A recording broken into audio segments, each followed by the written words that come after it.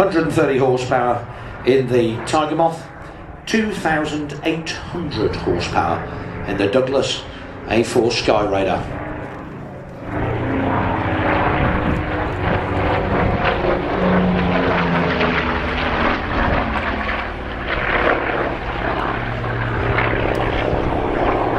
There's no two ways about it. This is a great big brutal lump of an aeroplane, designed as a carrier-based ground attack aircraft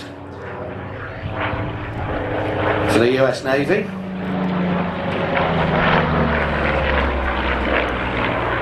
It was intended to replace aircraft that were in service as ground attack aircraft during the Korean War.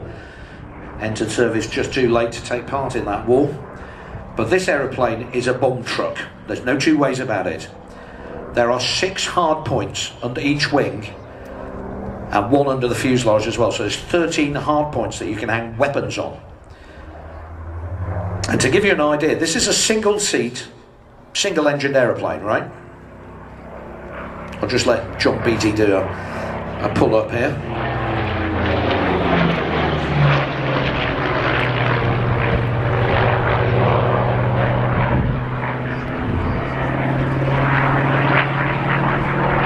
With 100 years of naval aviation, normally flies for the Royal Naval Historic Flight, flying such aircraft as the Sea Fury, the Swordfish and the Seahawk.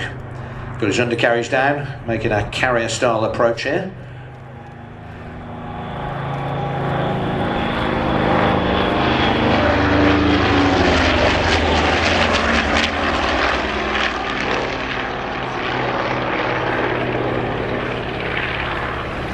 And he's a lovely fella, John. He's got more hours than God, to be honest with you.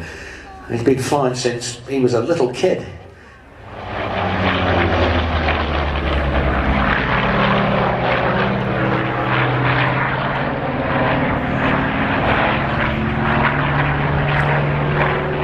Skyraider didn't really see much action off carriers in his role with the US Navy, but the Royal Navy bought this aeroplane, but they bought the 4-seat cockpit version of it. The US Air Force and the US Navy also used the 4-seater version, great big bubble canopy with the 4 seats underneath.